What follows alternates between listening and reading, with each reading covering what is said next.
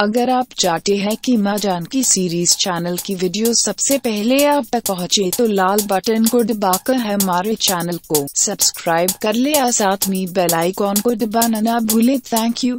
माँ Janaki series presents. प्रेम से बोलो शिव शंकर भगवान की।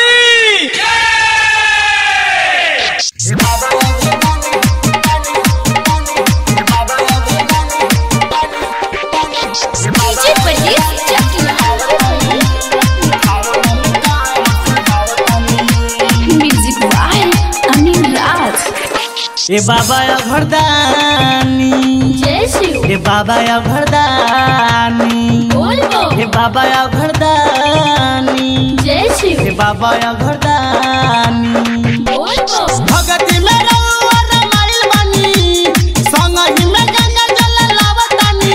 ए बाबा या भरदानी जय शिव। ए बाबा या भरदानी ए बाबा या भरदानी हम तो आवतानी सावन में काम सजावतानी। ए बाबा आओ घरदानी हम तो आवतानी सावन में काम सजावतानी। भगती में रहुआ रमाइल बानी संगई में गंगा जल लावतानी। ए बाबा आओ घरदानी जय शिव। ए बाबा आओ घरदानी ए बाबा आओ घरदानी हम तो आवतानी सावन में काम सजावतानी। ए बाबा या घरदानी हम तो आवतानी सावन में काम सजावतानी। डीजे ब्रजेश चकिया।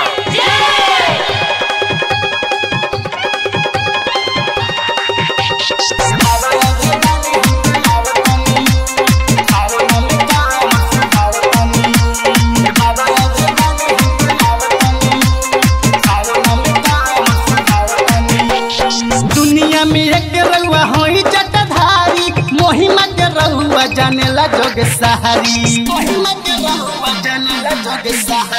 दुनिया में एक रउआ होई जटाधारी महिमा के रउआ जानेला जोग सहारी।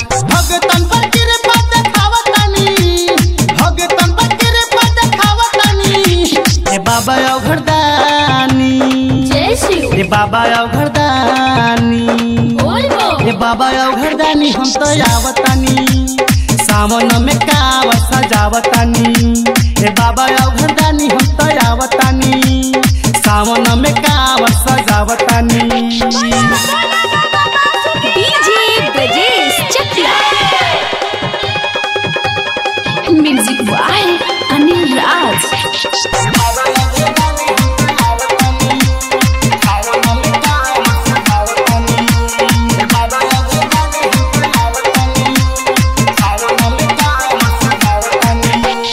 अखिल साहित्य पर कृपा देखाती भगतन के अपना जिंदगी सवार दी। अखिल साहित्य पर कृपा देखाती भगतन के अपना जिंदगी सवार दी। पहले अजीत सुनावतानी पहले अजीत सुनावतानी। ए बाबा या घरदानी जय शिव। ए बाबा या घरदानी ए बाबा या घरदानी हम तो आवतानी सावन में काम सजावतानी। ए बाबा या घरदानी हम तो आवतानी सावन में काम सजावतानी। भगती में रहुआ रमाइल बानी संग ही में गंगा जल लावतानी। ए बाबा या घरदानी जय शिव। ए बाबा या घरदानी ए बाबा या घरदानी हम तो आवतानी सावन में काम सजावतानी।